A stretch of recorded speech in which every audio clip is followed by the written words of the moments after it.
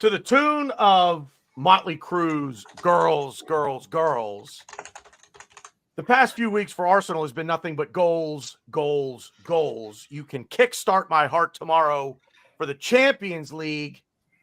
It's nothing but Dr. Feelgood in these parts, and we brought the doctor himself today. I hope you're excited because I know I am. I know there's a flurry of activity below the screen on Ryan's end that we have the one and only from Not Another Arsenal podcast. Mikey Hers is here today. You better have your drinks, your snacks, and you better be ready to go because it's going to be some great footy talk.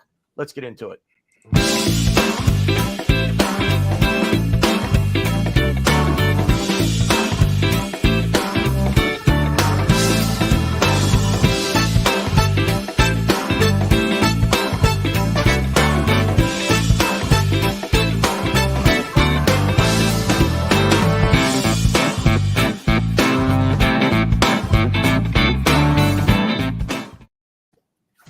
Can you hear the excitement in my voice?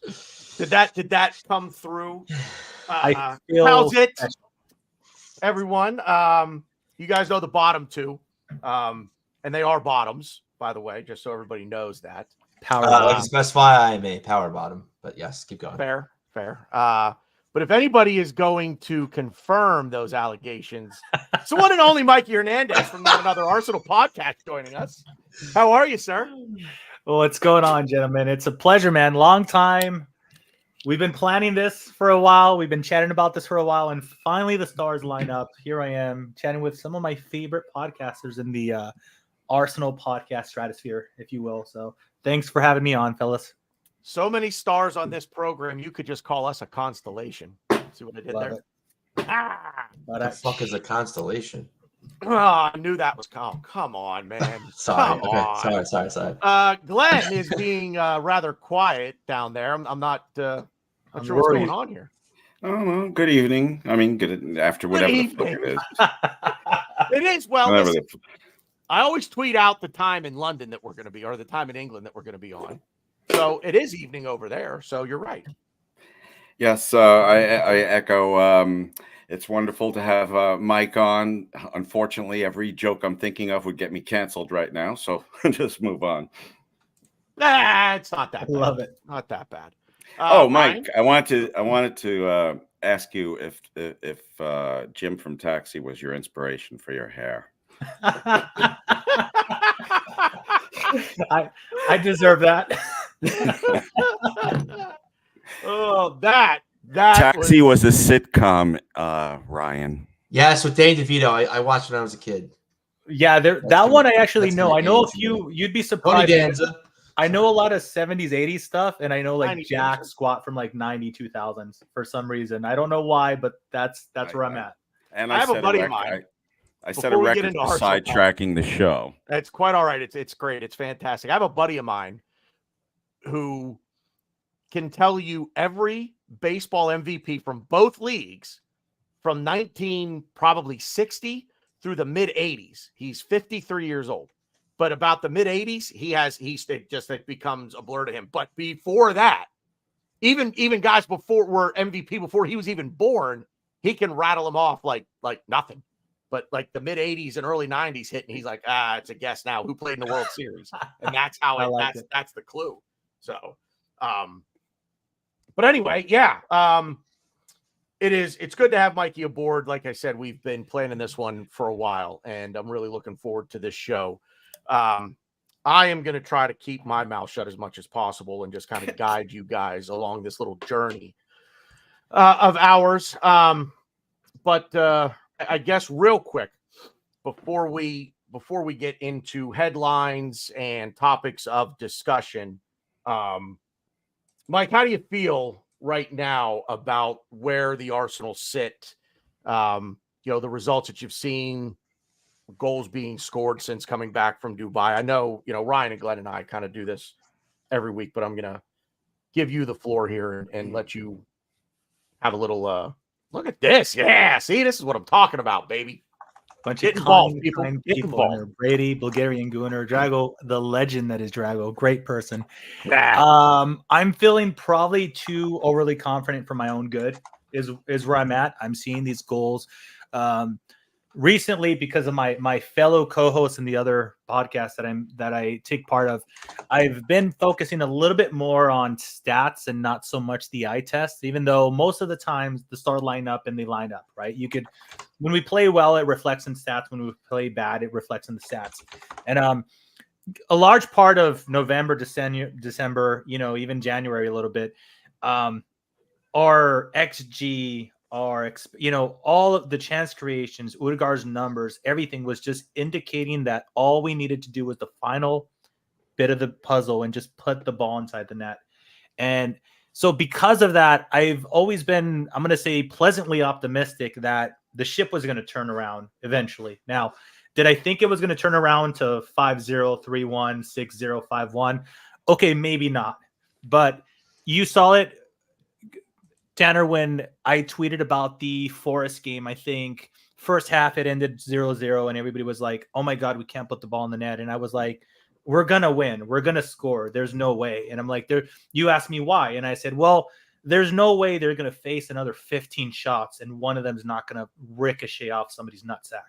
And sure enough, the ball went inside the net. So I think this is kind of a case of underlying stats finally catching up. I do think factually and statistically, we've been one of the better teams in the league throughout the entire campaign. Maybe we weren't first place like we did last season, the entire campaign, but I do think that we've been consistently top 2, top 3. And I'm glad to see that the stats are coming to fruition and goals are just flowing. Yeah, well said. The Forest match, I think a lot of us were down, but this is going to lead us nicely into the first segment of the program that we're going to have here, and that is I asked these guys to pretend they are the Arsenal beat writer for whatever your chosen publication may be. You left the Burnley game, and you've got to come up with a headline. So that's exactly what we're going to do right now.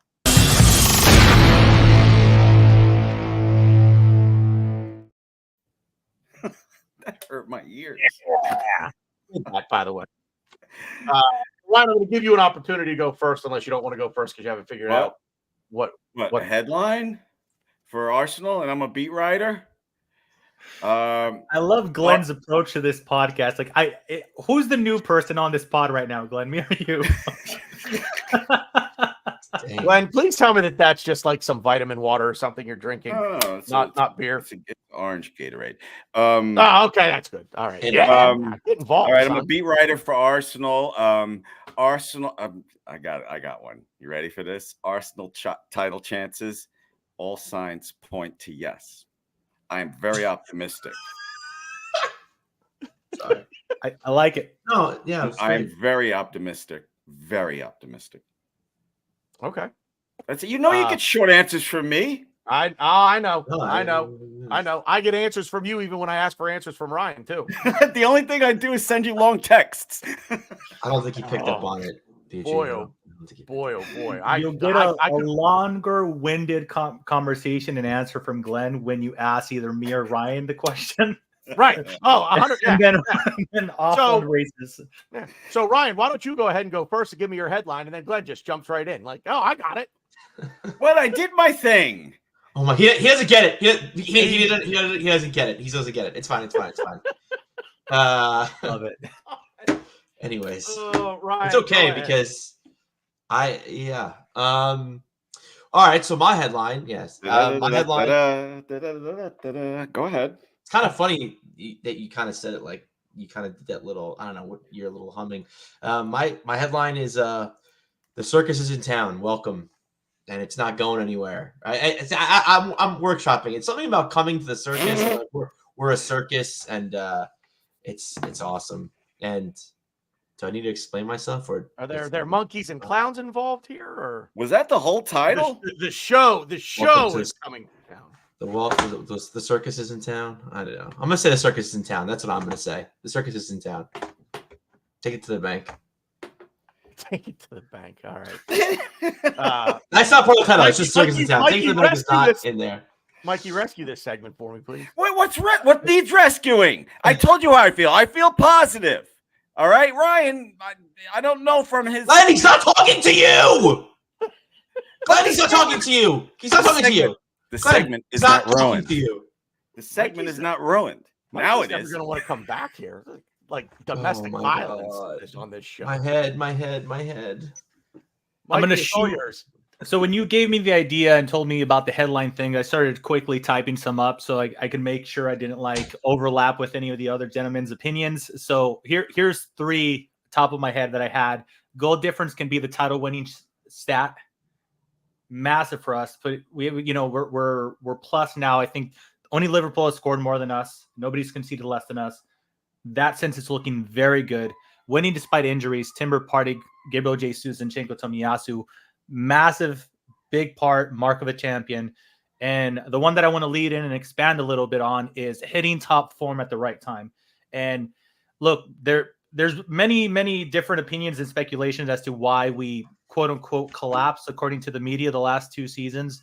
2 years ago it was top 4. The season before it was potentially winning the league. Now we know that injuries played a part, but the hitting form on the right time, I'm going to almost take a baseball analogy, and it's kind of like not how you start the season, it's how you go into playoffs. You want to be red hot. And right now, we're just on red hot form. Anything, we look like we're playing with confidence, like, haha, fuck it, I'm going to take a shot from here. Chances are it's going to go in. Go for it. Go ahead. I just wanted to say, let's not forget. I like what Mike said, but let's not forget we would have been Premier League title champions if Gabriel did not get hurt. That's all. That's what I was trying to preface that, and I think, Glenn, you're seeing a lot of sympathy, for example, with like Liverpool, and they're like, oh, poor Liverpool, they got hit with a lot of injuries.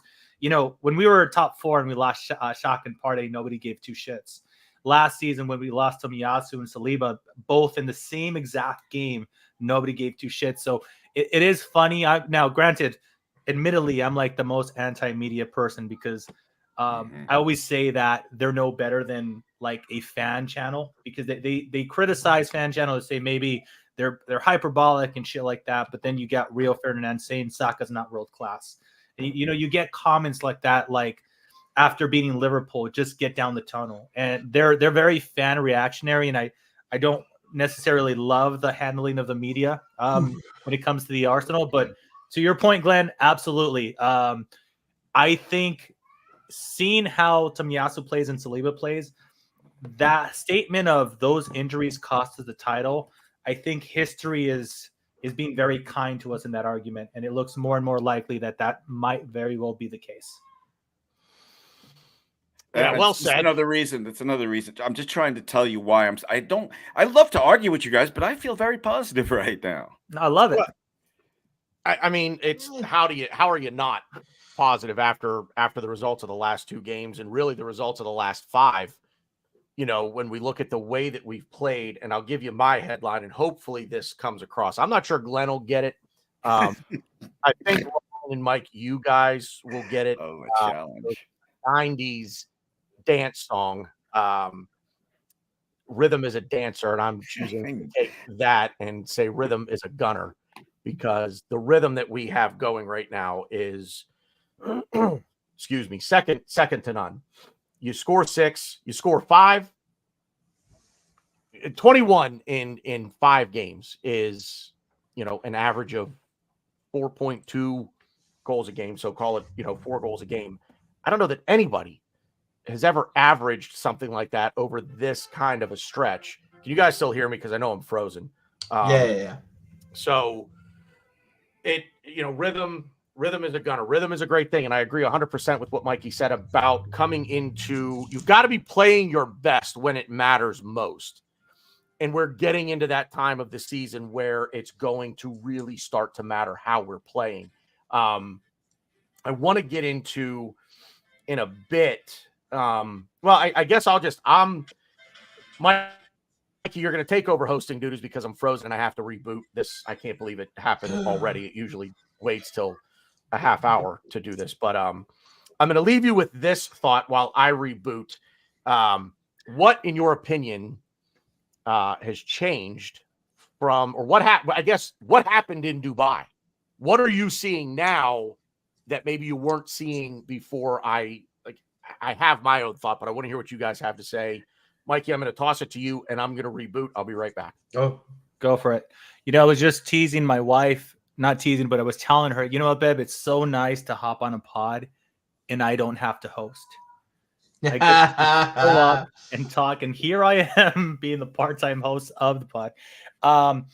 Okay, so what am I seeing that wasn't there before the Dubai? Other than Salt Bay, sprinkle some love on Arteta's meat. No, you know what?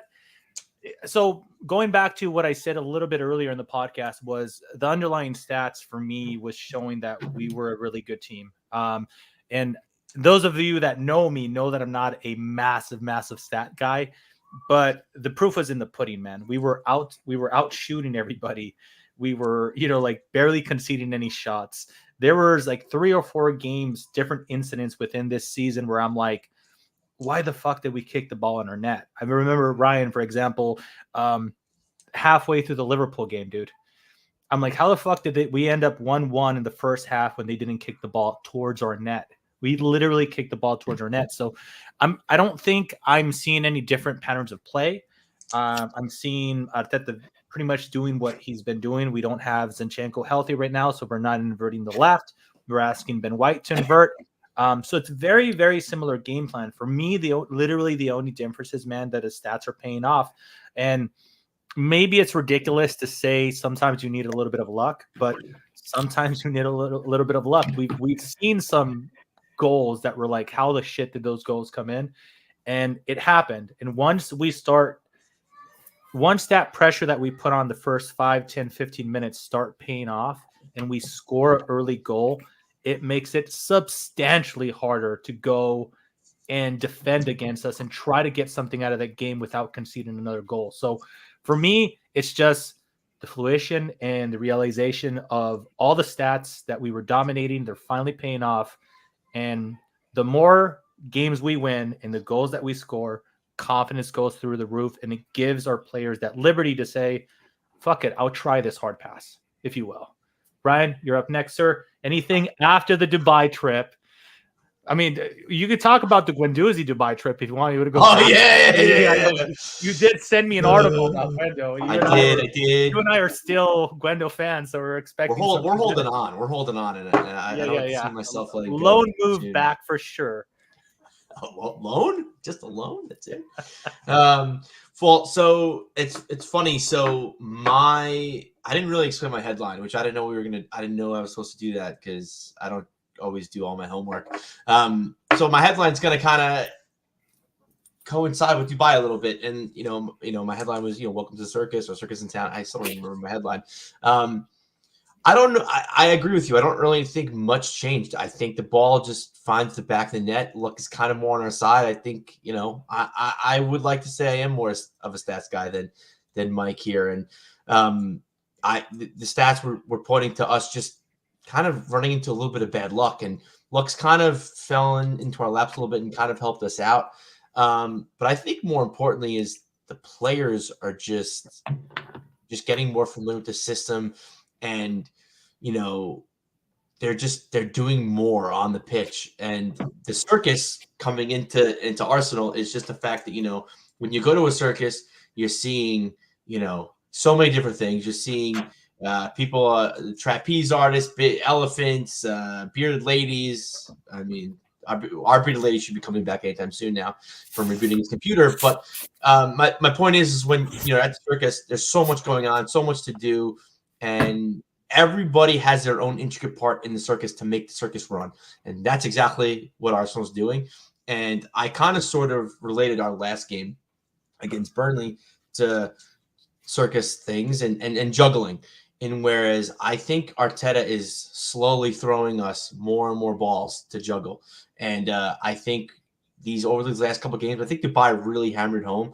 And I think Dubai really kind of, added, I would say 4 or 5 balls and at an adequate speed, because I know everybody that's been watching us play, we're too slow. the build up, we're passing it back and forth, and just we need to be quicker.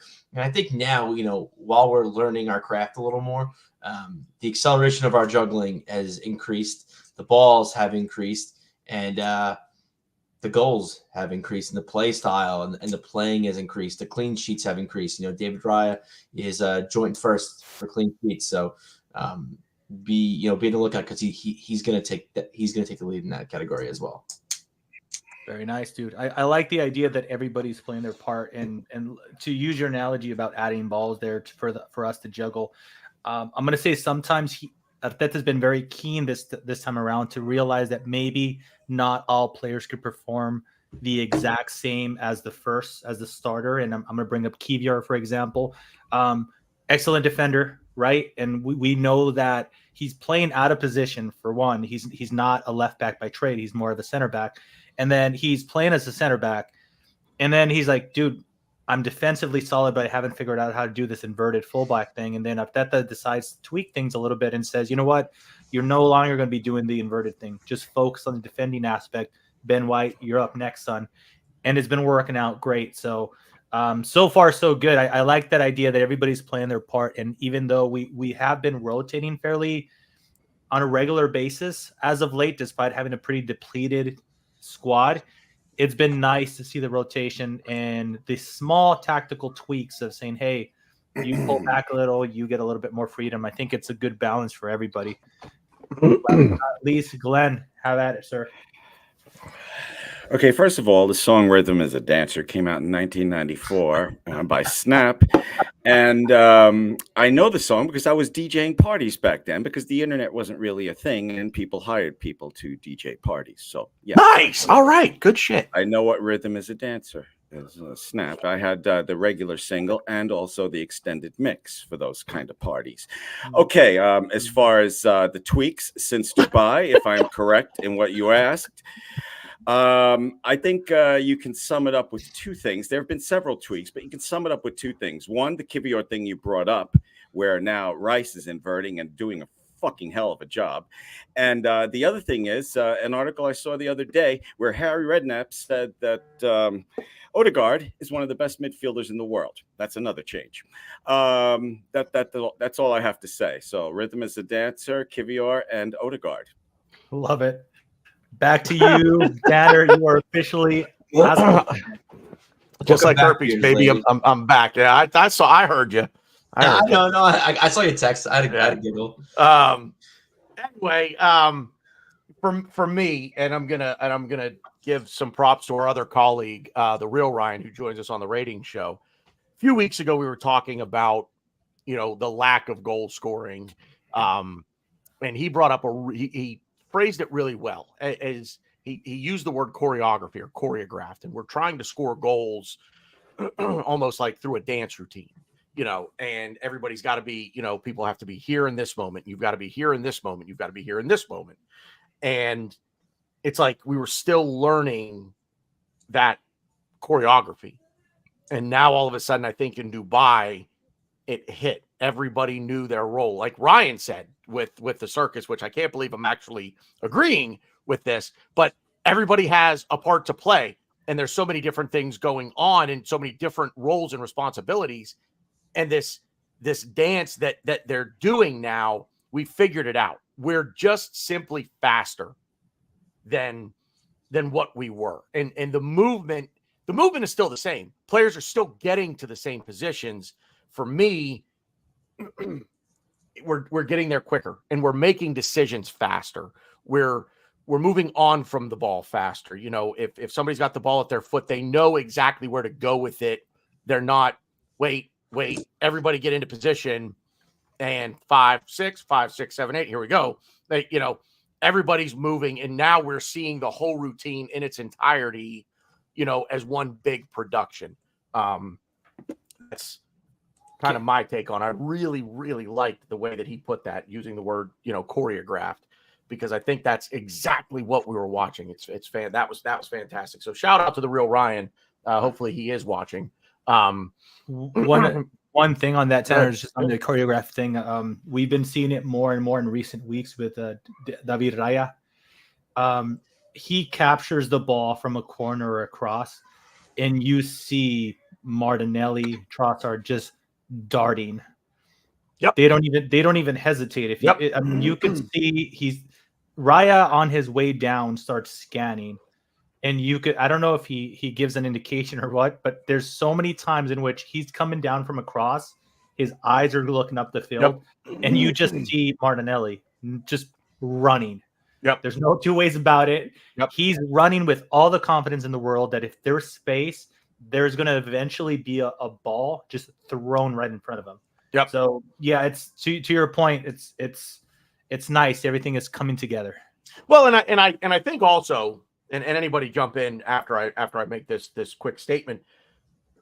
I've said for seasons now that we don't really seem to use our greatest attribute, which I think is our speed, our pace. We have to be one of, if not the fastest teams in the Premier League. Let's use it. Where prior to Dubai, we were slowing everything down and letting the defense get in front of us. And like, okay, now we're going to try to score that highlight reel goal. But it wasn't that. It was, again, it just, everybody's slowing down. Now we're finally using our greatest strength, which is our speed. I don't know if anybody wants to comment on the speed thing or. I actually don't think it's speed. Really, I mean, the speed definitely helped, and I think the speed's improving, which is definitely improving us. I just think that we're giving teams different looks. Like teams are looking at us, and I think teams are just looking at us when they're on the field with us, and they're just saying like, "This isn't what I studied in film. You know, this isn't what I." You know, when the Burnley players were like, "Well, this we didn't look at this when we watched Arsenal play West Ham in the film room. Like, what is this? Like, why is he moving here? Why is he there?" There's always been a lot of moving pieces, but I think it's now more of with more of a purpose, because I think the players kind of know what they're doing more, and I think. Again, like I said, I think we're just giving each team a different look. Like with Liverpool, we played more width. We used Martinelli, and we kind of attacked their fullbacks. With West Ham, we kind of went in the middle of the pitch, and we attacked the middle. This game, we kind of did a little bit of both. I would like to think we kind of attacked from wide, and we'll get into this, but I think Burnley was so bad that we attacked wide. I think that was going to be our game plan, to overload the zones out wide. But they were just so bad. I think they were just like, all right, we're just going to just play football and just do what we know best and just win the game. And, you know, as you could see, we did a little bit more than just winning the game. You play to win the game. Go ahead, Glenn. I just want to say Burnley tried to play with us and they paid the price. You know, I'm like Mike. I've been recently, a little more than recently, been really getting into the stats. And the reason I've been doing that is because of our manager. I want to understand him better. And I found a new enjoyment to the games, especially when we're winning like we are. You know, these tweaks in Dubai, I said it on the last show, and I'm going to finish with this, okay? Not only are we watching Arsenal emerge as a possible Premier League title winner, with the way we're playing, I think we're also watching the emergence of Arteta maybe becoming one of the best managers in the world. His strategies every game, he blows me away. And you people that know me know it wasn't that far ago in the past I was Arteta out. And I've never been wrong like that in my life. That's all. I just wanted to give props to this guy, because with some of the moves he's made and some of the purchases he's made, I have apologized more to Arteta than I have my wife. So that's why I want to understand him. I'm not sure that's saying a whole lot, given the things that we hear about your wife. I'm not sure. My wife is a saint. She's going to heaven just for marrying me. But anyway, go ahead. Amen to that. Wow, that's the nicest thing on this show Glenn has ever said about his wife. By the way, the nicest thing. Can confirm. What'd you say, Ryan? I said can confirm. Only Mike heard what I said, thank God. I'm dying. What did you say? Wait, what did you say? I missed it. Don't repeat it, Mike. No, Mike, repeat it. You have to. You know, you replay. You come on, live That's chat. You guys got to go back, replay on that one. Damn it. Actually, Glenn said Yes. something not profound. That's not quite the right word. Oh, I'm sorry. I was dancing quick, to rhythm as a live dancer chat, that that's you what you said call I it. didn't know. That's what you I call just, it. I'm just gonna. I mean, Copyright he does his own thing. He does his own. This is part of the entertainment value. Glenn said something that What was the question? kind of. It wasn't a question. I'm just making a comment. Oh, you're gonna make fun of me for thinking. I'm not Arteta going to might make fun of you. become This is one of this the is best. something that I've never really thought of. But you said you're paying more attention to statistics now, because I very much, like Mike, am not a statistics guy at all. I'm an eye Mike test just guy. said earlier that he was He's- getting it. listen Did to I me. did I imagine that? Because then I got to You change did. pot. You did. Okay. What's This that? is Ryan. No, This I'm stop. kidding. Stop. This is going to I go did back to the fun. Glenn Kivior's coming on. Glenn, I'm kidding. You really think you would bring Kivior? Mike, you don't know this joke. The Liverpool game. I don't know if you saw the video I made of at the pub with everybody. And one of the things that didn't make the final cut is at halftime, Ryan decided to play a joke on me and tell me that Kivior was in the game, and I just went off on a tangent. Oh, it's over! Fuck!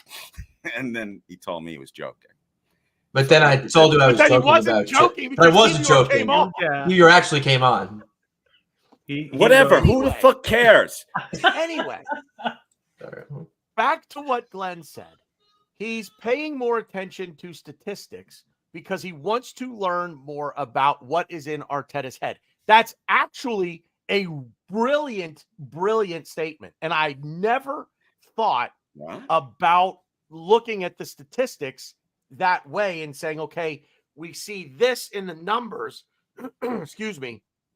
How does that translate to what Arteta envisions as this movement, this orchestra, this opus that he's writing, right? To kind of combine some ideas here. So kudos, Glenn. And I think you may have just turned me into a little bit of a stats guy. I might start paying. No, more it's cool. attention I'll to just stats. sit here in the corner and go fuck myself. Yeah. That guy over here.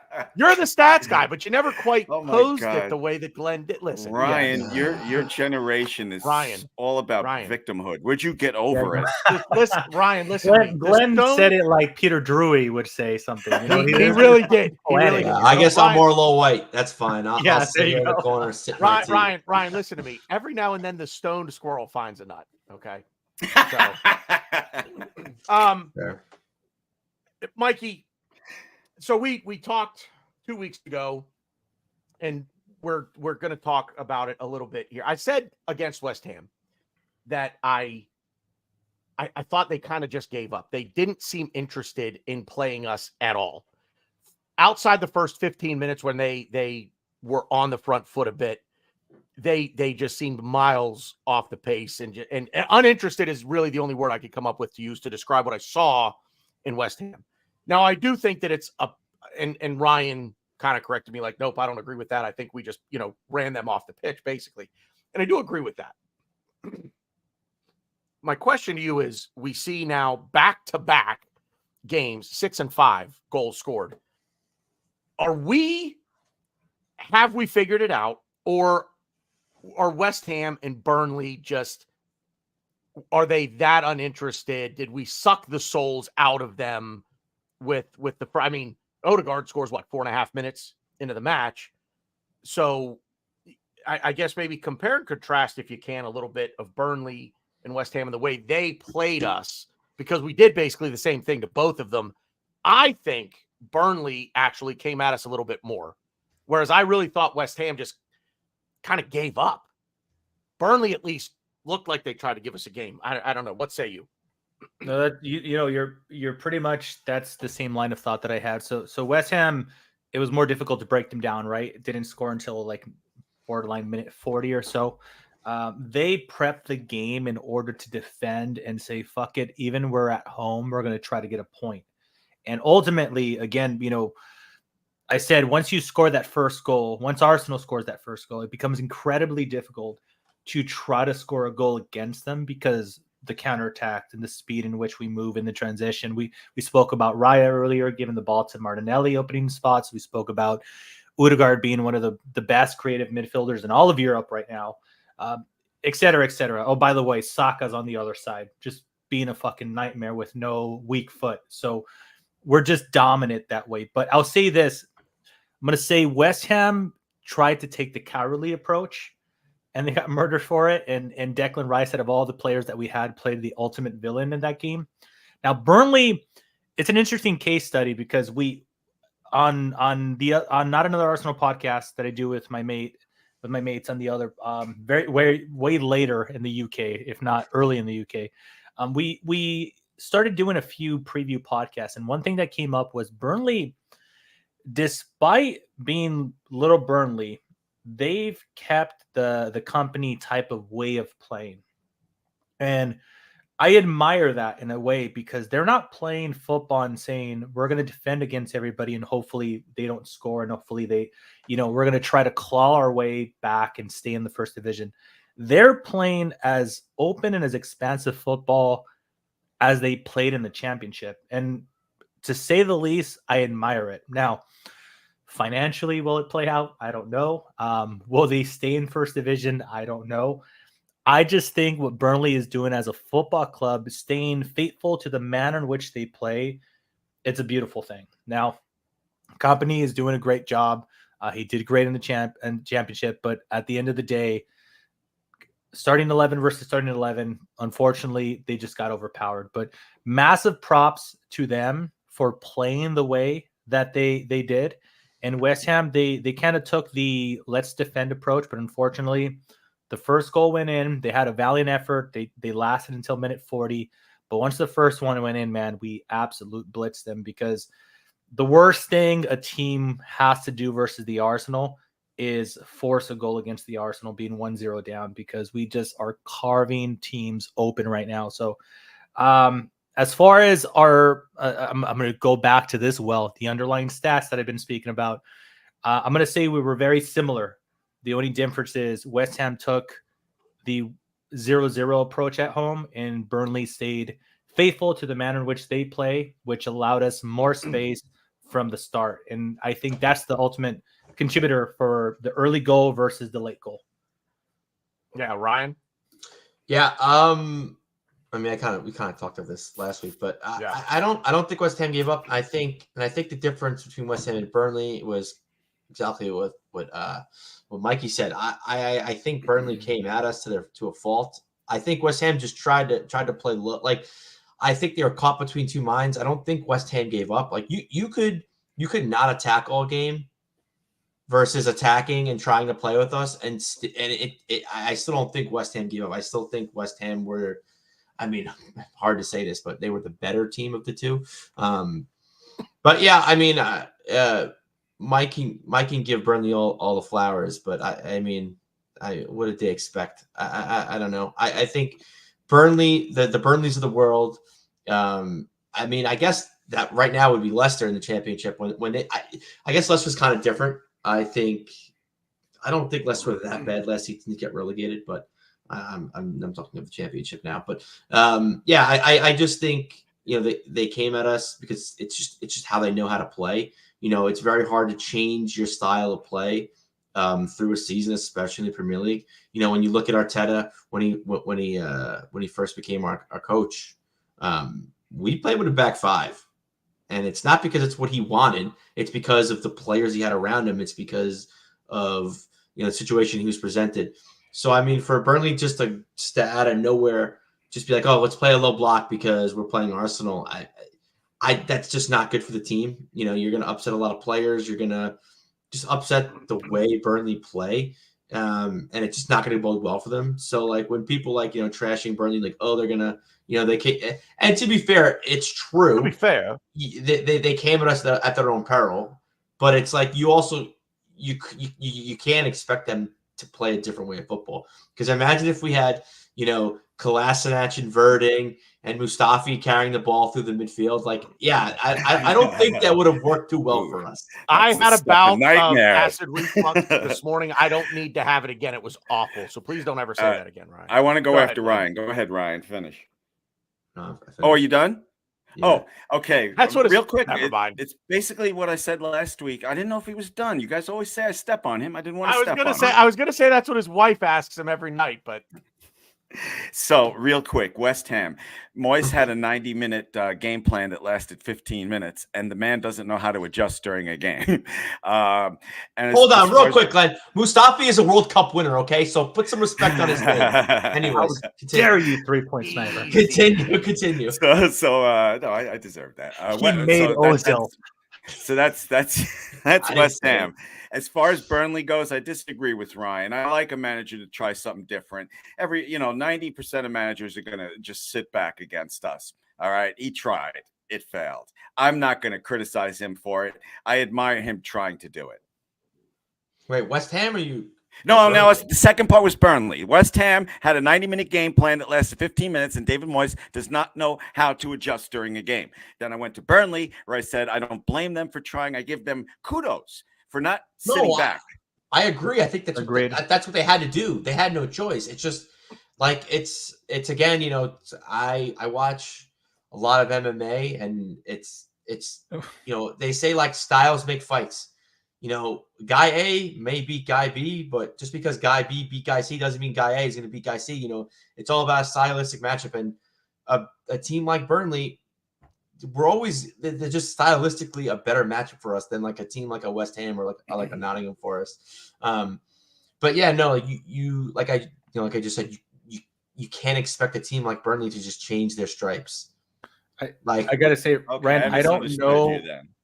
I don't know how you 100% agree with Glenn and yet come off like you don't agree with Glenn somehow. Welcome to the show. Welcome to the show, Mike. Welcome to the show. Talent. Like, I love Ryan. You almost repeated what he said, and I'm like, wow, you're really telling him to go fuck himself, huh? I'm like, I don't know how you do that. It's amazing. This is why he's my spirit animal. He gets me. He gets me. Yes, Mike, you confuse us with your civilized, intelligent show, not another Arsenal podcast. Yeah, right. By the way, you guys do amazing work. I didn't get to say that in the beginning. Thank you so much. Appreciate that. Plug, Mikey. Quick plug. Go ahead. Are we ending? No. Rather than trying to fit it in at the end. Okay, go for it. Right now. Maybe do it now and at the end. So both. I like it. So the channel that I've created and produced with 3 excellent co-hosts with Sebi, Kelly, Christian, West Suburban AFC, South Metro AFC, and Sebi V. Zevi Rob on 21 on Twitter. Those are the 3 handles. Follow those guys. Those guys couldn't even tell you Glenn's Twitter handle. Great Twitter. Good.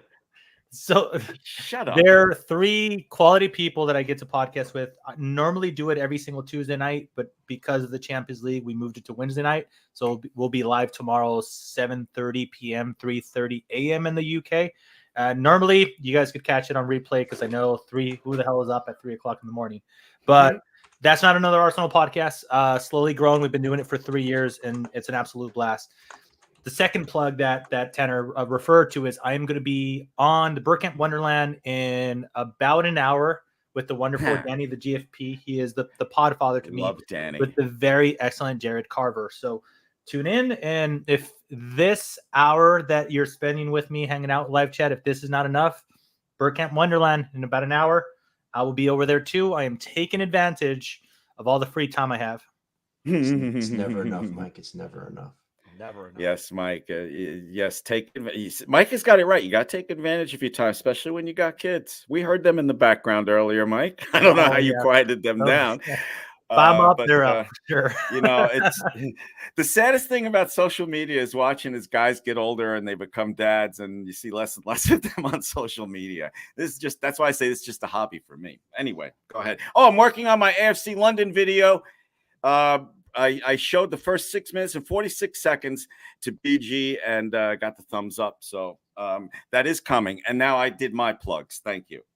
I didn't even give you permission to do your fucking plug. Well, wait.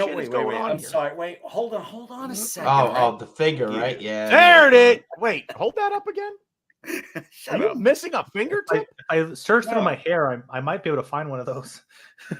Oh, it's old.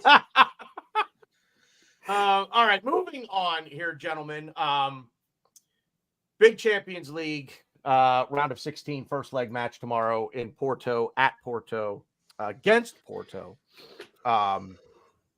So we're basically playing 3 matches in 7 days. So let's talk a little bit about rotation or lack thereof. We have Newcastle Saturday, 3 p.m. Eastern, 8 p.m. Across the pond. Mikey, that's a nice little start for you at noon. If you're on the West Coast, I like it. Are More Saudi teams Saudis should buy teams because they play at noon because they try to do it prime time for the Saudi league. I read. By the way, just on that stat, dude, Newcastle. I'm sorry I cut through, but this is their 11th Saturday 8:00 game.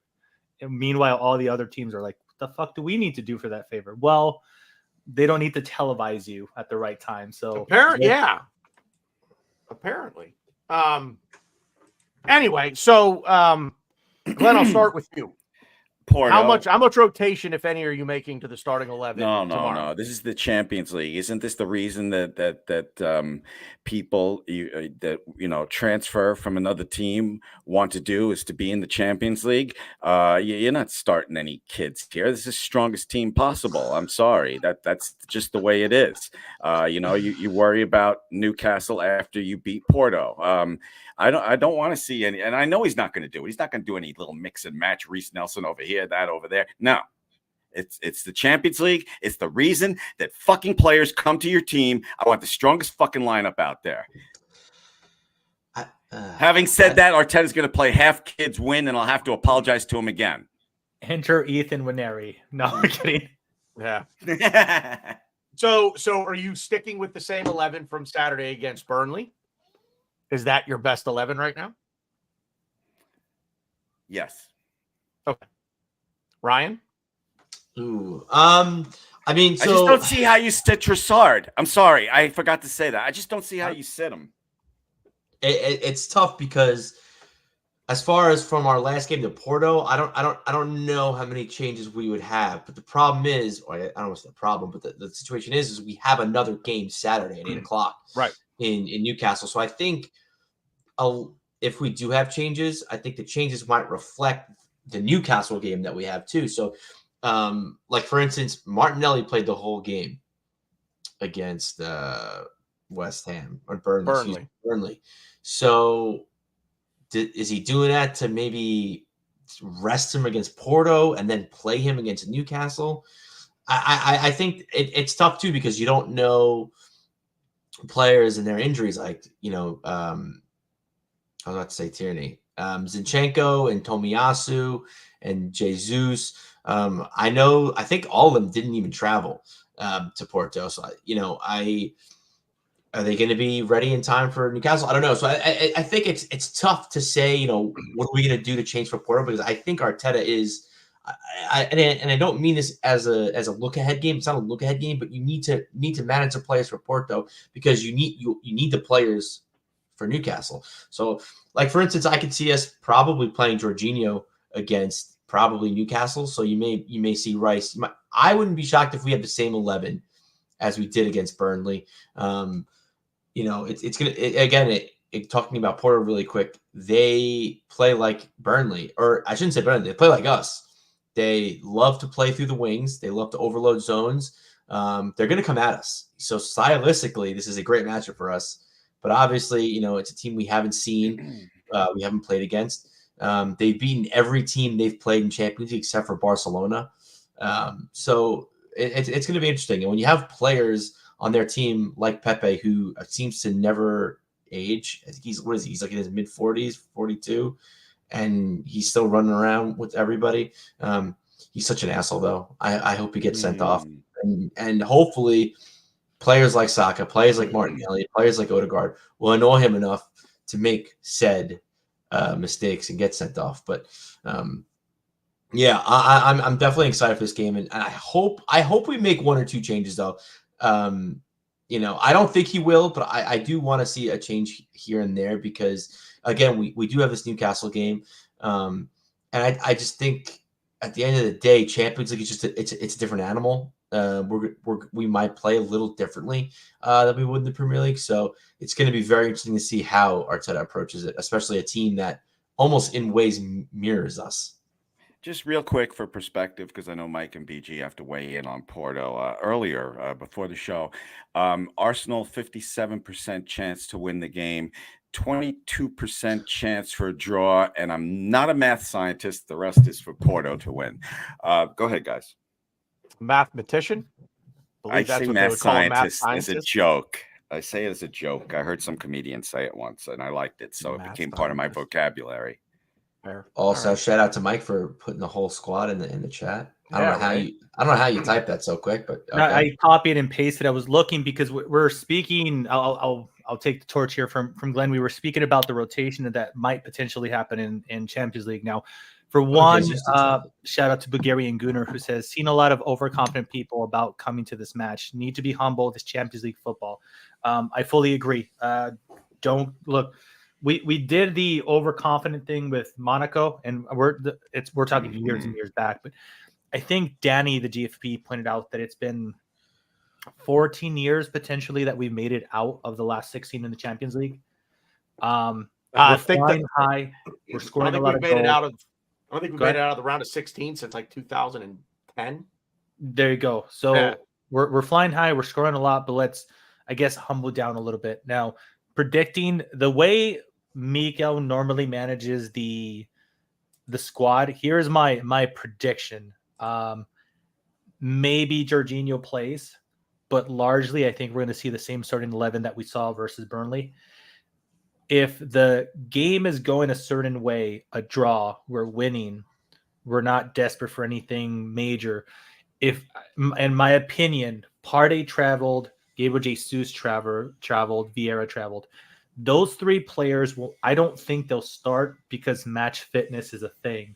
But I think if you see these players, Partey, Vieira, Gabriel Jesus, get 10, 15 minutes in this game, I think their chance of starting versus Newcastle substantially rises. Maybe not Vieira, but Partey. I have to think Partey is a contender to be in their starting 11, despite our current form. Now, Gabriel Jesus and Vieira have a really tough time because I don't know what you do to justify dropping Trossard in current form. So I'm gonna echo what Drago said. Be a little bit respectful. Let's not assume that this game has been won. Monaco team was so stacked looking back. It felt embarrassing at the time, but man, that was that is my hair, Glenn. 3-point sniper. It's absolutely accurate. I think what happens is we fall into this thing where Monaco, League One, French, like Farmer League, Waka Waka, and then you're like, we're gonna walk over them, right? I mean, sometimes football is just going back to the analogy that Ryan used a little earlier. Sometimes fighter A, fighter B, fighter C, they all mash a little bit different. Like look at, and this is a little bit crazy to think, everybody assumed Inter Milan was going to get massacred by City in the Champions League final. The truth is they shot themselves in the foot. They could have easily won that game. So Yeah. I'm a big believer in not going into these games assuming we're going to win. So I'm more cautious. So that is just my perspective on it. But Tanner, I Totally don't see agree. a massive. Thank you. I don't see a massive load of rotation, to be completely honest with you, going into these next two games. I think the three players that came back, I think most of these next two games at the very least is going to be revolving very heavily on match fitness.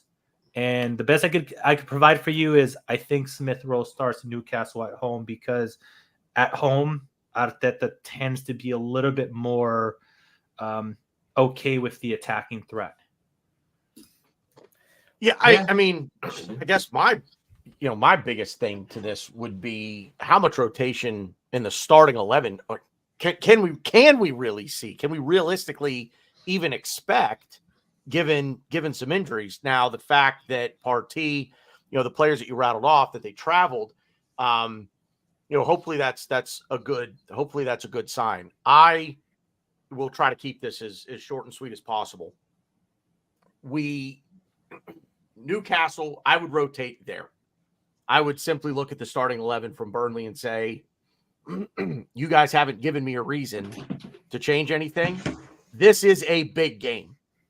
I am more nervous for tomorrow than I have been for a game. I wasn't even this nervous for Liverpool a few weeks ago. I am more nervous for tomorrow. Not nervous as in I think I'm worried we're going to lose. It's just it's a big game, and it's this is an opportunity to really. I said this last week after the West Ham game, and I said it was that victory and the style of victory felt like it was a plant our flag firmly in the title race moment. And I feel like tomorrow, even more so than the second leg where we're going to have who's advancing tomorrow on the road in the Champions League round of 16. I feel like the same moment is at our doorstep, gentlemen. It's a plant our flag firmly in the, we're not just happy to be back in the Champions League and we're going to bide our time before we really go try to win it. We're here. And we feel real good about our chances. And I think it's not going to be easy going down there to play. I feel like we again, rhythm, and we've got it going right now, especially this starting 11 from the last two games. I don't know how you change anything. I'm perfectly on board with changing a few things come Newcastle. Hopefully we see some guys coming back healthy. I would have no problems seeing Jorginho start against Newcastle. No problems whatsoever with that. But this game tomorrow is where I look at the starting 11 from Burnley and I say, fellas, you're going again. You can sleep when you're dead. You can rest when you're dead. You get a week off after Newcastle. This is the biggest fucking game of the season right now, as Drago said. Fugging is Mikey, take that because you can say it a lot better than I can in the Mikel Arteta tone. It would be like a fugging standards. There it is. 100%. I have to go. Two quick things. First, that was a short answer. I didn't even get an hour from you. Damn it. That was not a short answer. And two, we are the perfect villain. Porto are going to be psyched to play us. We are one of the top teams in the world coming to Porto. You know, they are, at least for the first 15 minutes, they're going to be psyched. As far as biggest game and worried, BG, I can't. I'm not a psychiatrist. I don't know why you would be so worried about this game. Do you listen to what he we does say? it? He does it. He does it.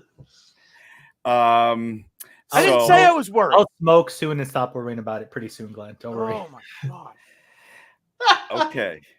Well, I'm not worried about it. We got to take this one day at a time. Best 11 tomorrow, then worry about Newcastle. That's the way this season is. We're climbing up rungs of a ladder. I pulled up Arsenal's last 5 games and I just put it down. I'm like, what the fuck? Fuck that. One game at a time. We beat Porto tomorrow. Then we see who's fit for Newcastle. Bring in some subs at halftime if we're up 3-0. I don't know what to tell you, except I have to go. And Mike, it was a pleasure. I can't wait for your next Arsenal podcast. I'll catch you on Danny's show on replay because I got to do shit now. Take it easy, guys. Later, Glenn. Anyways, he's funny. He said anyways. Anyways. God. I don't know that. I don't know that he listens. I honestly he's what like when you're in high school. I think I did it like in middle school, maybe earlier. But like you would be reading through stuff and you'd highlight like the important words, and it'd be like or maybe it's SATs where it's called context clues, where you would read and you would take like 1 or 2 words in the sentence and you could understand like the whole paragraph or like the few sentences. That's Glenn. Glenn literally hears like 2 words in your sentence. He's like, oh, like he's scared. He thinks we're gonna lose. It's like, no, it's not what he said. But yeah, anyway, it's funny. The minute I say anything and you're exactly right. He doesn't hear the whole. Yeah, he hears keywords and he's like, oh, okay. He heard nervous. He translated that to BG thinks we're going to lose tomorrow. That's what he heard. Oh my God. Lose. Anyway, Last topic, because Mikey, I know you've got to run and get ready for Bergkamp Wonderland. Man, you're all over the place today, man. Get ready. By that he means grab another cold beer. Yeah, dude. That's how I prep for these podcasts. Nice. I do feel that when you relentlessly update Twitter for news, you follow the team every day, you listen to podcasts, I don't know, like 5 days a week. It's really hard to not be, I guess, prepared, if you will, because we're so submersed into the fandom and the support of the Arsenal. Like, dude, like literally you could sit. I mean, I think most fans could just sit down and have a chat for an hour or two with ease, to be completely honest. It's one of the things that we love the most in life. So it's a nice little getaway from real life. And it's always nice to enjoy football, dude. I've always, since I've been doing this, and I think the three of us, even, and Mikey, we don't get to do this together very often. We've done it before in the past. And I do think, and there are others out there, certainly, obviously, Glenn included. He wouldn't be here if I didn't think this, if Ryan didn't think this. I've always tried to just kind of be this is the conversation you would overhear if you were at a bar waiting to get a beer. You hear some guys chatting about this. Nobody's really, we're not in depth breaking things down tactically. I'm not fucking smart enough to do that. I try. I don't do a very good job, but I try. You don't give yourself enough credit. You do pretty well. You do a hell of a lot better than I do. But again, I've always where's the bar? Well, yeah. The bar is low. I guess if I'm the comparison, the bar's pretty low. Look, Saliba's good compared to Mustafi for sure. Oh, we can say that. Yeah, I agree. Yeah. I agree. But no, that's kind of how I've always looked at doing these shows. Like you said, it's a little bit of an escape. It's a hobby. I really enjoy this. But it's nice to just sit around and just chat some footy. Man, it's fun, and we definitely don't take ourselves too seriously over here. Although I try with the graphics and whatnot that I put up, and the videos and everything, that I'm trying to get better at it and give it some production value or production quality. But Nice. All right, anyway. Stop jacking yourself off. What's next? Wow. Sorry. You Man, said Mike's gotta go, and then you start jerking yourself off. I'm like, what are we doing here? He said he doesn't have to go. He's like, Yes. Well, get ready. Means he doesn't use good personal hygiene. He doesn't brush here you go, daily. Chris Farley. Well, I am gonna be on with Danny, so I gotta be at least on camera and say I do extensive research on every game, because Danny, there's a few things he likes less than somebody that's A, underprepared, and B, somebody that has shitty audio. Those are his, I guess Bluetooth speakers would be his third on that list. You show up with Bluetooth speakers and he hates you. That's for sure. Yes, Bulgarian Gunner said football is life. Football is life. Yeah. All right. So last thing. Zinchenko, Gabriel Jesus, Thomas Partey. Everybody's injured. Who? Do they? Yeah, right. Who?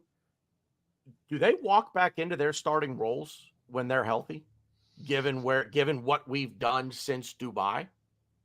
I mean, even throw Jorginho into the mix here, because he's had his appearance. He had his moment in the sun against Liverpool. Do these guys, Mikey, does Zinchenko, we'll start with him. Does Zinchenko walk straight back in? I think he's probably the easier of the two to answer, but does he walk straight back in ahead of Kivior? Or even, I'm going to use Kivior right now, because he's played 2.5 games, has not put a foot wrong. And I've said before, all of a sudden it looks like he's starting to figure it out. I think we're better defensively with Kivior in there. So does Zinchenko walk straight back into the starting 11 when he's healthy? All right, do I focus just on Zinchenko, or do I start with Zinchenko? Yeah, we'll go alone. Zinchenko for both of you, and then we'll go to Jesus. Okay, so I am one of those nut jobs that think that that having Zinchenko in the starting lineup ultimately nets a net positive. So I think what he does, providing moving forward, is substantially outweighs his lack of defensive ability. I think to say lack of defensive ability is being a little harsh, because Salah scores against them and everybody's like, oh my God, shit. Well, it's fucking Salah. Well, give Salah some credit. That's all I'm going to say. I think he does the inverted role slightly better than Ben White. And for those of you that do not know, I am a massive Ben White fan. I think coming to a new club, getting all the information that they gave him and converting him from center back to fullback, and him almost effortlessly diving into that position and becoming a great player. I just think, yes, I think he's brilliant in that say. But all that said, I think Zinchenko just does it better. The team has probably performed with Zinchenko, and they're used to having Zinchenko on the left back inverting. And because of that, for me, it's a positive to keep Zinchenko on the left. So when he is available, and I do actually believe that Mikel Arteta believes this as well, Zinchenko is healthy, Zinchenko plays.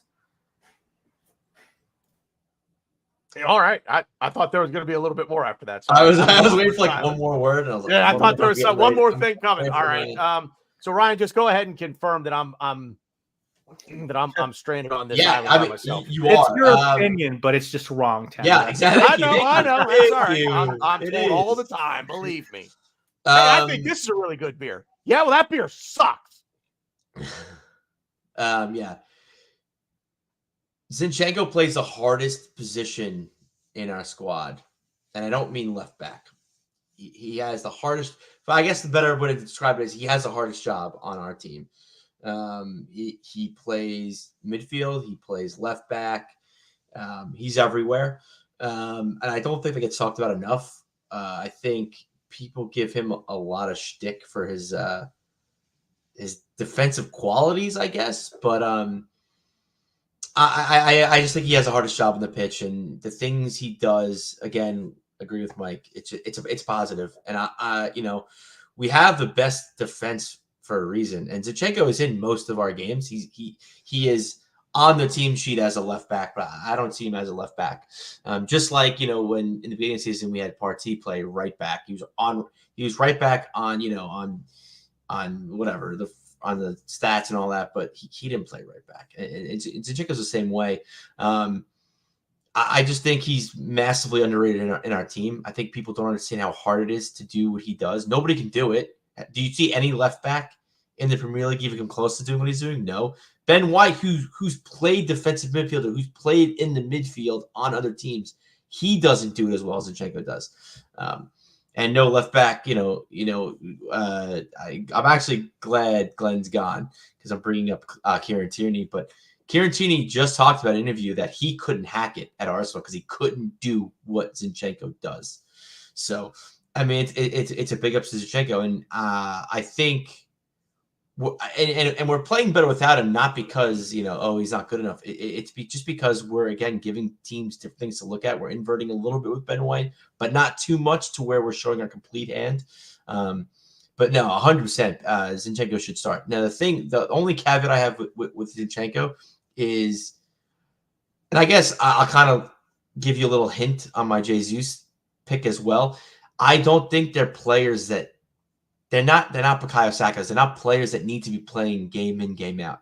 They need a rest every now and then. They're more in the Thomas Partey camp. We don't need to play. And to be fair, the way we're playing and the way we are, the circus that we are, we don't need them every game. So it's fine. But let's face it, Jesus and Zinchenko did not play every game for City. They were rotated out on a daily basis. So as much as I don't think they should be playing every game. Zinchenko starts every time he's healthy for me, anyways. I don't know. Should I give my opinion on this? You can. It's going to be wrong, but you can. I know. Counterpoint is always valuable. I need a good laugh. I'm going to steal Ryan's phrase here. The horses for courses.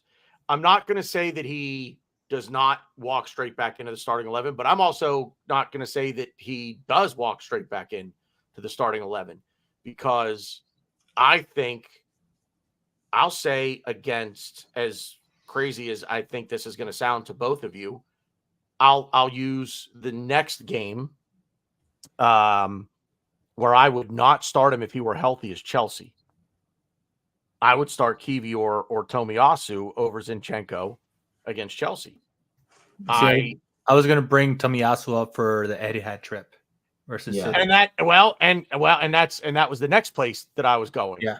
So certain teams, but even we look at West Ham and we say, okay, they kind of wanted to sit low, but as Ryan said, caught between two minds. You know, do we go and attack? Do we sit low? And the whole game for 90 minutes, they couldn't figure out their ass from a hole in the ground.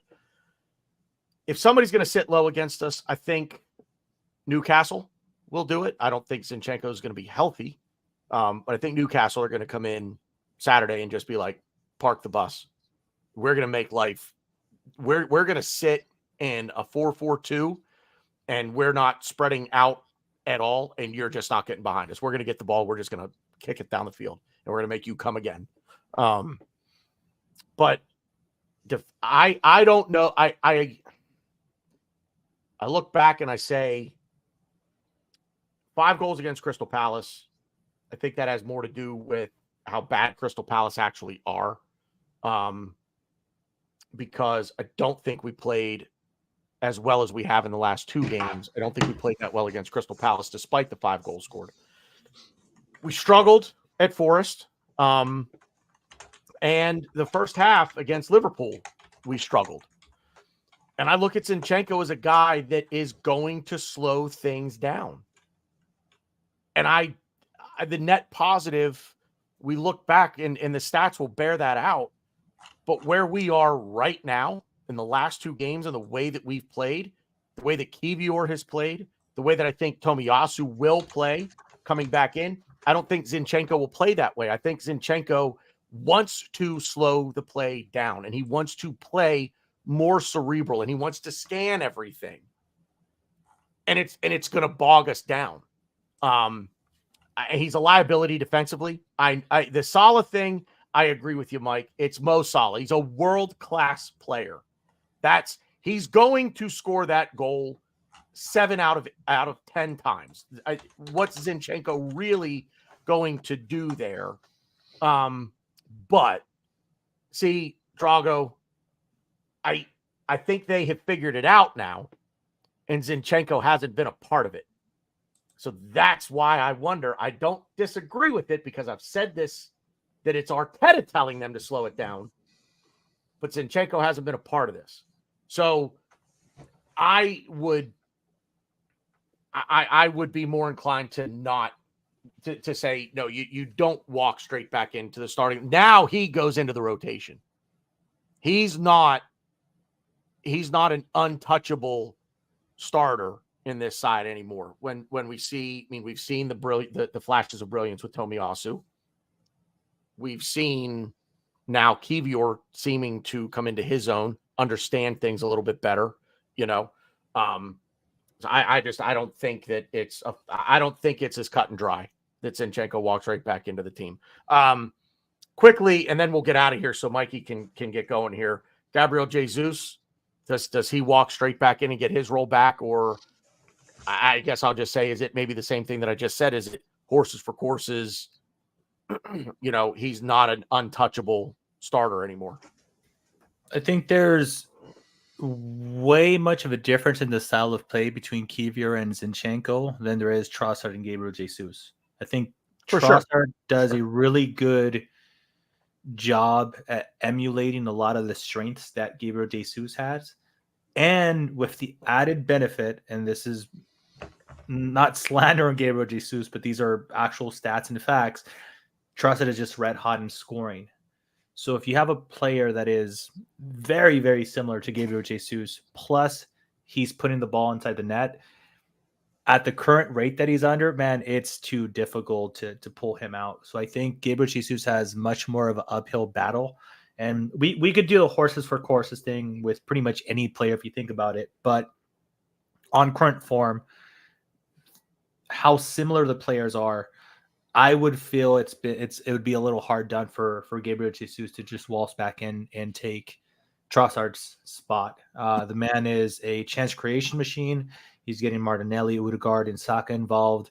He's getting shots. It's almost like you could see his body language say, "Fuck, I missed that one, but I'm gonna get one today. I'm gonna get one." Like he's like just so sure that he's going to put that damn ball in the net. And sometimes maybe it's a little bit of luck. I mean, the goal that he had versus Burnley, it's not exactly like a chance that he created. It was a fumble from Kai in the ball, but he always seems to be at the right place, right time. And he's just on current form. For me, it's crazy to move him out of that spot. So because of that, I'll keep Trossard on current form, and obviously he's going to come out eventually with rotation and whatnot. But right now, Trossard starts for me. Maybe you can make an argument, and I couldn't explain to you why, but Gabriel Jesus has been on fire in the Champions League.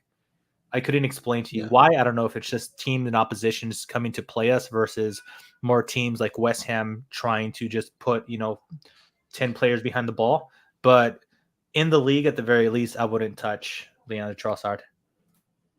Ryan? I think this is more of a horses for courses. It depends. Like, do we need goals? Do we not need goals? I think Jesus is better than Trossard in almost every facet of football. And it's not a knock on Trossard. I think Trossard's been immense for us. He's been a great signing and such a breath of fresh air, especially when everyone thought we were getting Mudryk and we got him instead. And just like, whew, I'm glad I called that guy,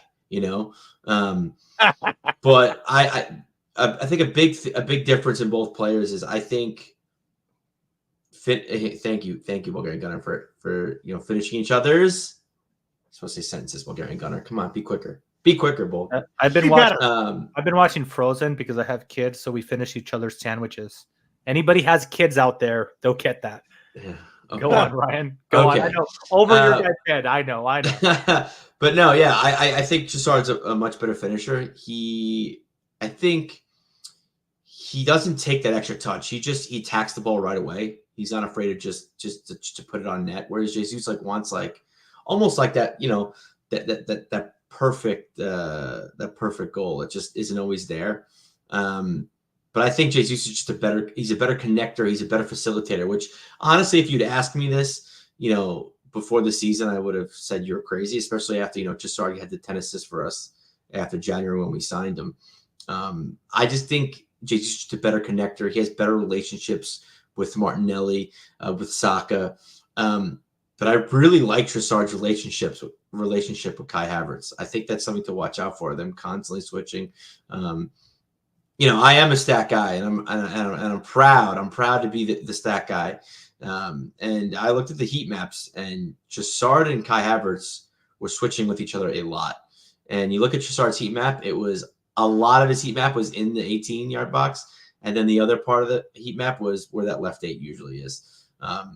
So he does offer us a little bit of that, and I do like his relationship with Kai Havertz a lot. But I don't know. I really like. I don't know. So again, I guess I'm undecided. But at the end of the day, I think it's just what do you need? Do we need to score that goal? Are Martinelli and Saka firing? If not, do we need to rely on Trossard? Then yeah, we play Trossard. But for right now, I would stick with Trossard. I would, but I think Jesus is someone to look out for, because I know everyone's hot on Trossard and rightfully so. You know what? You brought up something with the Champions League, Mike. I think you said it, how he's been on fire with scoring in the Champions League for us. And I agree with that. And when we were bringing in certain players 2 summers ago and then last summer, I said, Champions League is that's the goal. And there are, I think, players in the world who are just cut out for certain competitions, if that makes sense. I think Gabriel Jesus, as you said, is tailored more toward playing Champions League and I'll say international club football like that, as opposed to being the guy for 38 games through an entire league season. I like Trossard in that role, and I really, when we signed Kai Havertz, thought that was going to be kind of the reason that we brought him in, was he's going to focus more on Champions League than Premier League. Obviously, I was wrong there, but Yeah, I agree with Ryan, the horses for courses thing, with Gabriel Jesus versus Leandro Trossard. But the form that Trossard is in, it's very, very, very difficult, I think, to drop him and say, Jesus comes straight back into the mix. So, Ryan, final thought. I'm going to give Mikey the final thought since he's a guest today. Oh wow! All right. I was just, anyways. Now, Go fuck yourself. yeah. I mean, I kind of get what you're saying about the Porto game. I'm very excited. I'm a little nervous. I'm not nervous about Porto. I'm nervous about the situation of knockout stage, Champions League. We haven't been here in a while. But I think we get it done. But I also do like the fact that we kind of get two cracks the egg. Was it two cracks the egg, two bites the apple? That's yes. something, I think, right? I like both. Cool. So that's a good thing for us. Two flips of the steak. I don't know. No. Okay. But yeah, and it's definitely going to be it's going to be an interesting game because, like I said, Porto are going to come at us. They play very similar to us. They like to play up the wings. They have speedy wingers, fullbacks. It's going to be very interesting. I really hope we can agitate Pepe because I want to get him sent off so bad. I do. I really do. He's a piece of shit. Anyways, yeah, and I hope that we're in a good spot that Vieira can come on because it's his old club, and it'd be nice to give him some minutes, at his old stadium. And yeah, and that's really it. I hope we can put something, not necessarily put it to bed, because again, there's two cracks to the apple. How about that, huh? Oh, but I do want to kind of put a statement out there for the teams because it's good to put a statement out, especially when we're away from home. And then come back to a Newcastle team that is actually like playing very well. I know they've had a poor start to the season, but they're playing very well now, and I don't think they're going to sit back against us because they haven't been sitting back against teams, and they've been playing very well, scoring 2 to 4 goals every game. I think Ben White. I don't want to get too much into previewing the Newcastle game, but I think Ben White is going to have a eventful game. Whether it's it's going to be up to him if it's going to be good or not. But yeah, go us, Mikey. I'm curious. You mentioned Newcastle. I wonder how much it's versus Blackburn away, but they visit us on Saturday and they're playing Blackburn in the 5th round of the FA Cup on the 27th. So that's 3 days away. I'm sure Newcastle's going to want to stay in that tournament. So I'm curious. I'm not going to say they're going to rotate for Arsenal. They'll probably rotate versus Blackburn, but it'd be curious to see, depending on how the game's playing out, whether they're going to keep their full strength team the full 90 minutes, depending on how that is. So maybe that's an opportunity for some late drama in the game that we might be able to carve them open. So, look, I'm going to say I'm confident versus Porto, and it's not because I'm underestimating the team. I'm going to say I'm confident that the fucking standards that Arteta has in that locker room, he will not allow our players to think they're going to go to the Estadio de Dragao and just walk over Porto. I think that's a real word. Dragao, I believe it. That's what it is. It's something in your throat, Mike. I don't know. No. I Googleized it earlier because I was looking for their stadium. Beautiful stadium. I like that word. I love that. I have faith that Arteta's going to prepare the players, and I think we have enough talent to pull through this game. So the atmosphere is going to be absolutely amazing. Kind of reminds me of Lens that we played that earlier in the Champions League. The atmosphere is going to be insane, and that's what I'm expecting. That stadium is going to be absolutely lit and absolutely insane. But ultimately, I think our talent and the fact that, as Ryan mentioned, Porto will attack us, I think that plays to our hand. We have so many threats going forward, so many fast players. Ultimately, if we leave Portugal with like a 1-0, I'll be absolutely thrilled because I'm infinitely more confident bringing a positive result back to the Emirates. So that's where I'm staying at right now. Or I'm staying at, for one more time, let me say this, Our underlying stats look wonderful, and we are one of the top teams statistically in all of Europe. If barring a catastrophe, we should get out of this last 16 rounds unscathed. I hope so. Oh, geez. Oh, look at this. Hmm? What the fuck? What are you guys doing, man? We're about- What are you doing on the air? You doing a show for people driving cross country? It's like an hour and a half now. What are you doing? Why is he bringing him on? I don't know. He was there. I didn't want to be an asshole and not He's bring him in. lonely. Yeah, right. Anyway, Glenn, we're doing our down. final thoughts. I'm about to sign us off. All right. Well, I'll listen to them. I gave my hang around. Thank you, everybody, as always, for watching. If you've made it this far, God bless you. This was a bit of a struggle for the first hour with the man in the orange hat down below there. What? What? Yeah. Mikey, thank you. This was a pleasure, sir. Thank you very much for doing this. And hopefully, wow. All right. Guess he's done. Guess he didn't want to listen. But no, thank you for doing this. Greatly appreciate it. It was a lot of fun. Hopefully we can get you back on here soon. And keep the good vibes. We will get him back on here soon. No. Pleasure's all mine. Believe me, man. You, like I said at the top of the podcast, no jokes, no BS. You guys know this to be true.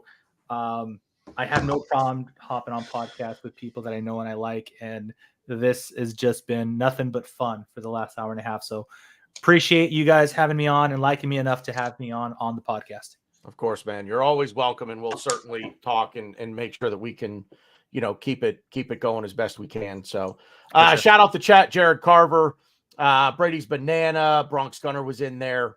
A couple of guys from the show decided that talking wasn't enough. They actually had to leave comments in the chat as well. That would be Mikey Hers and Ars Bros. Dude, I just found out that I could sign in through SteamYard on YouTube and comment from SteamYard. It's life-changing. Amazing. I was always doing having a separate video of the actual podcast up, and I would comment as I was watching the video. Dude, it's you know what I do that? I log on my phone when I need to drop an emoji because I haven't figured Yeah. out. the emoji. Yeah, that's, Yeah, I dropped like a target emoji for Drago earlier on the button. I logged into my phone, dropped the target emoji, and I was on. But the typing straight to the chat, lovely thing, Ryan, for sure. so great.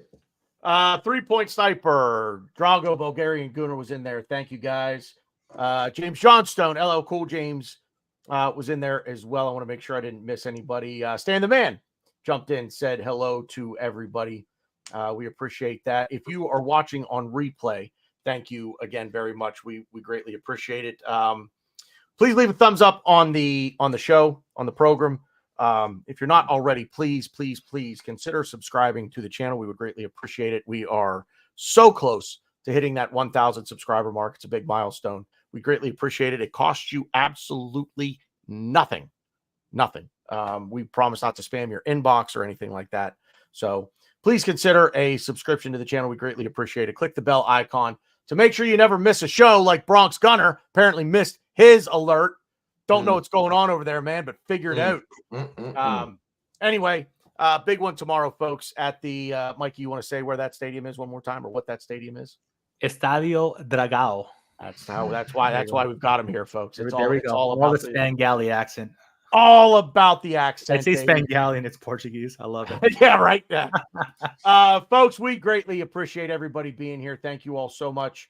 It's been good footy talk, as it's been great footy talk. We'll see you out there.